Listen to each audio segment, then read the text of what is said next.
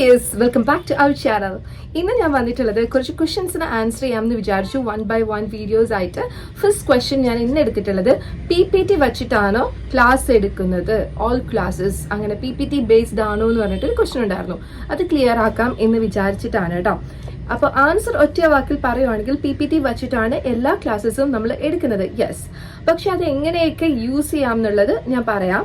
ഇപ്പം വേറെ മെത്തേഡ്സ് എന്ന് നിങ്ങൾ ഉദ്ദേശിക്കുന്നത് മോസ്റ്റ് പ്രോബബ്ലി ഡിബേറ്റ്സ് വെച്ചിട്ട് ക്ലാസ് എടുക്കാൻ നമ്മൾ പഠിക്കുന്നുണ്ട്. ഡിസ്കഷൻസ്, അതുപോലെ പ്രോബ്ലം സോൾവിങ് ആയിട്ടുള്ളത്, റിയൽ ലൈഫ് പ്രോബ്ലംസ് ആയിരിക്കാം, അങ്ങനെയുള്ള സെനാറിയോസ് ഒക്കെ കൊടുത്തിട്ട്, അല്ലെങ്കിൽ ശരിക്കുള്ളൊരു പ്രോബ്ലം ആയിരിക്കാം, അല്ലെങ്കിൽ ഒരു സൊല്യൂഷൻ കണ്ടുപിടിക്കേണ്ട ഒരു സിറ്റുവേഷൻ കൊടുത്തിട്ട് അങ്ങനെയുള്ള പ്രോബ്ലം സോൾവിങ് ആയിരിക്കാം.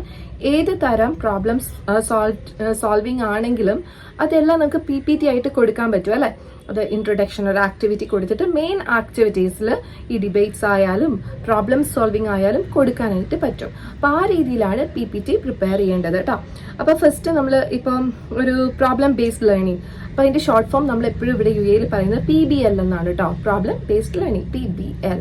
സോ PBL വയ്ക്കുകയാണെങ്കിൽ അത് മസ്റ്റാണ് ഓരോ ടേമിലും ഒരു PBL എങ്കിലും ചെയ്യണം എന്നുള്ളത്. അപ്പൊ പ്രോബ്ലം ബേസ്ഡ് ആയിട്ടൊരു ലേണിംഗ് കൊടുക്കുമ്പോൾ അതിന്റെ PPT പ്രിപ്പയർ ചെയ്യുമ്പോൾ ഇതേപോലെ തന്നെ ഇൻട്രൊഡക്ഷൻ പാർട്ടിൽ തിങ്ക് പെയർ ഷെയർ ഒക്കെ കൊടുത്തിട്ട് ഒരു ചെറിയ ക്യൂസ് ഒക്കെ കൊടുത്തിട്ട് മെയിൻ ആക്ടിവിറ്റിയിൽ PBL കൊടുക്കും. എന്നിട്ട് അവസാനം കൺക്ലൂഷൻ പാർട്ടിൽ ഒരു പ്ലീനറി എക്സിറ്റ് കാർഡ് ഒക്കെ വെച്ചിട്ട് നമ്മൾ കൺക്ലൂഡ് ചെയ്തിട്ട് ഒരു PPT ഉണ്ടാക്കണം. എന്നിട്ട് സെപ്പറേറ്റ് ആയിട്ട് പ്രിന്റ് ഔട്ട് എടുത്ത് പ്രോബ്ലം സോൾവ് ചെയ്യാനുള്ള ക്വസ്റ്റ്യൻസും അതിന്റെ സൊല്യൂഷൻസ് എങ്ങനെയാണ് അവർ ചെയ്തെടുക്കേണ്ടത്, സ്റ്റെപ്സ് ഒക്കെ ഇൻക്ലൂഡ് ചെയ്ത് പ്രിന്റ് ഔട്ട് അവർക്ക് സെപ്പറേറ്റ് കൊടുക്കും. അങ്ങനെയാണ് ചെയ്യാറ്. അപ്പൊ PPT ഇസ് എ മസ്റ്റ് അതിലും അല്ലെ. ഇനിയിപ്പം വേറെ മെത്തേഡ് എന്ന് പറഞ്ഞാൽ സ്കഫോൾഡിങ് എന്ന് പറഞ്ഞിട്ടൊരു മെത്തേഡ് ഉണ്ട് അല്ലെ.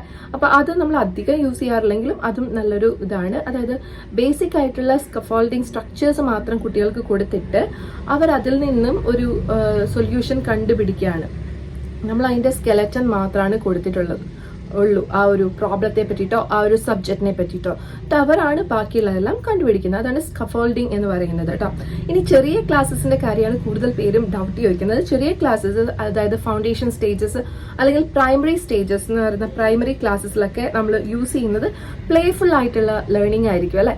അപ്പൊ അങ്ങനെ വരുമ്പോഴേക്കും പ്ലേ ബേസ്ഡ് ലേണിംഗ്സ് നമുക്ക് അടിപൊളിയായിട്ട് യൂസ് ചെയ്യാൻ പറ്റുന്ന ഒരു രീതി തന്നെയാണ്.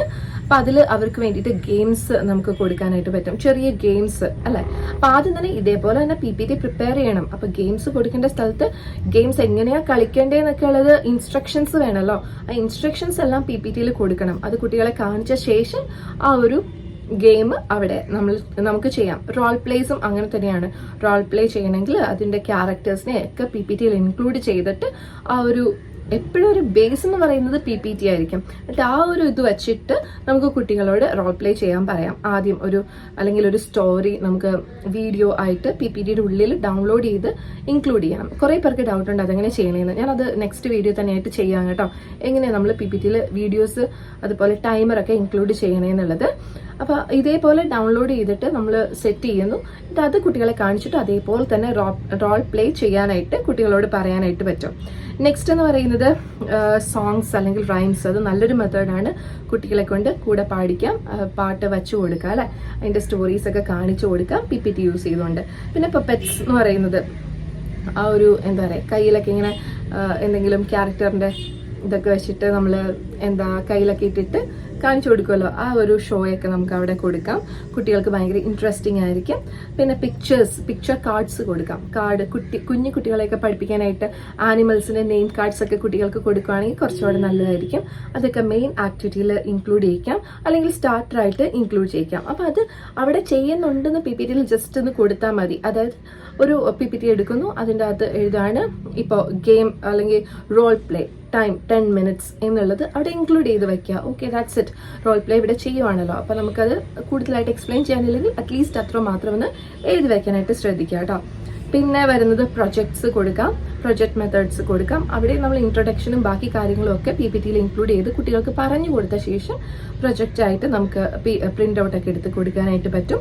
ഇൻവെസ്റ്റിഗേഷനും അതുപോലെ ടാബുലേഷനും ഒക്കെ അതിൽ ചെയ്യാനായിട്ട് പറ്റും. കുഞ്ഞു കുട്ടികളുടെ ഇൻവെസ്റ്റിഗേഷൻ എന്ന് പറയുന്നത് ചിലപ്പോൾ ലൈവ് ആയിട്ടുള്ളതായിരിക്കും അല്ലെ. കാരണം ഒരു പ്ലാന്റ് നടുന്നു, അത് സീഡിൽ നിന്നാണ് ഇപ്പോൾ അതിന് വാട്ടർ വേണം, ആ സ്പേസ് വേണം, എയർ വേണം എന്നൊക്കെ നമുക്ക് വാട്ടർ വേണം. ഇതെല്ലാ കാര്യങ്ങളും നമ്മൾ അതിൽ പറഞ്ഞു കൊടുത്തിട്ട് അതിങ്ങനെ വളർന്നു വരുന്ന ഒരു പ്രോജക്റ്റ് ആയിരിക്കും. അപ്പോൾ അതൊരു 1 വീക്ക് എടുക്കുന്ന പ്രൊജക്റ്റ് ആയിരിക്കും. അപ്പോൾ അങ്ങനെയാണെങ്കിൽ Day 1 Day 2 ആയിട്ടുള്ള PPTs അവർക്ക് ചെയ്യാനായിട്ട് പറ്റും. പിന്നെ ഒരു സ്കൂളിൽ കയറി കഴിഞ്ഞാൽ നമുക്ക് ഈ ഒരു ഇങ്ങനത്തെയുള്ള മെത്തേഡ്സ് പെട്ടെന്ന് നടക്കാത്ത ലൈക്ക് കുറച്ച് ദിവസം എടുക്കുന്ന മെത്തേഡ്സ് ഡെമോയിൽ എടുക്കാൻ പറ്റില്ല. വൺസ് ഒരു സ്കൂളിൽ കയറി കഴിഞ്ഞാൽ ചിലപ്പോൾ ആ സ്കൂളിന് ഡിഫറെൻറ്റ് പോളിസീസ് ഉണ്ടാവും PPT ഉണ്ടാക്കേണ്ടത്. ചിലർക്ക് എന്ന് വെച്ച് കഴിഞ്ഞാൽ 2 ദിവസത്തേക്ക് പഠിപ്പിക്കുന്നത് ഒറ്റ ലെസൺ ആയിട്ട് ഒറ്റ PPT ആയിട്ട് ഉണ്ടാക്കും. ചില സ്കൂളിൽ സെപ്പറേറ്റ് ഓരോ ദിവസത്തിന് സെപ്പറേറ്റ് ലെസൺ പ്ലാൻസും PPTസും വേണം. ചില സ്കൂളുകളിൽ 1 വീക്കിലേക്കുള്ള PPT ഒരു ബിഗ് PPT ആയിട്ട് ഉണ്ടാക്കിയിട്ട് അത് ഫിനിഷ് ചെയ്യുന്ന രീതിയായിരിക്കും. അത് ഏതായാലും നമുക്ക് ആ സ്കൂളിന്റെ പോളിസി അനുസരിച്ചിട്ടാണ്. ഡെമോ ആകുമ്പോഴേക്കും നമ്മൾ ഈ ഒരു ടൈം ലിമിറ്റിനുള്ളിൽ തന്നെ എല്ലാം കഴിഞ്ഞിരിക്കണം. ഇൻട്രൊഡക്ഷനും മെയിൻ പാർട്ടും പ്ലീനറിയും ഒക്കെ കഴിഞ്ഞിട്ടുണ്ടാവണം. അപ്പോൾ ആ രീതിയിലുള്ള കൊടുക്കാം. ഇപ്പോൾ പ്രൊജക്റ്റ് ഒക്കെ ബേസ്ഡ് ലേണിംഗ് ആ ഒരു ചെറിയ ടൈമിനുള്ളിൽ കൊടുക്കുക ഇച്ചിരി ഡിഫിക്കൽട്ട്. ഈവൻ ഇത് കൊടുക്കുകയാണെന്നുണ്ടെങ്കിൽ കുട്ടികൾക്ക് സീഡ് കൊടുത്തിട്ട് അത് വേർതിരിക്കാനോ സീഡ് പെറ്റൽസ് അതൊക്കെ വേർതിരിക്കാനുള്ള കുട്ടി പ്രൊജക്റ്റായിട്ട് അങ്ങനെയൊക്കെ കൊടുക്കാനായിട്ട് പറ്റും കേട്ടോ.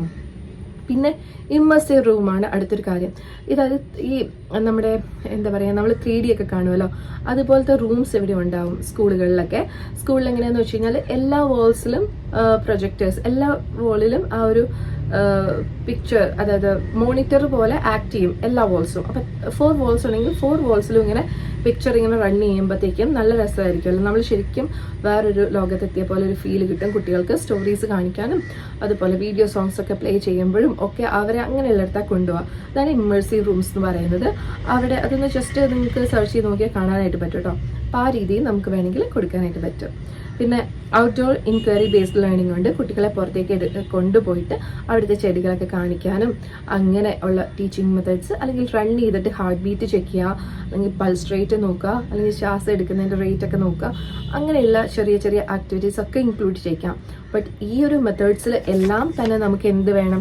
PPTs is A must. അപ്പോൾ നമ്മൾ പുറത്ത് പോയിട്ട് പഠിപ്പിക്കുമ്പോൾ എങ്ങനെ PPT യൂസ് ചെയ്യുന്നത് വെച്ച് കഴിഞ്ഞാൽ നമ്മൾ അതിന് മുന്നേ തന്നെ ഇൻട്രൊഡക്ടറി പാർട്ട് നമ്മൾ ക്ലാസ്സിൽ വെച്ച് ചെയ്തിട്ട് കുട്ടികളെ പുറത്തേക്ക് കൊണ്ടുപോയിട്ട് മെയിൻ ആക്ടിവിറ്റി പുറത്ത് വെച്ച് ചെയ്ത് 20 മിനിറ്റ്സിൽ ചെയ്ത് കഴിഞ്ഞ് തിരിച്ച് ക്ലാസ്സിൽ വന്നിട്ട് പ്ലീനറി ചെയ്യാനായിട്ട് പറ്റും.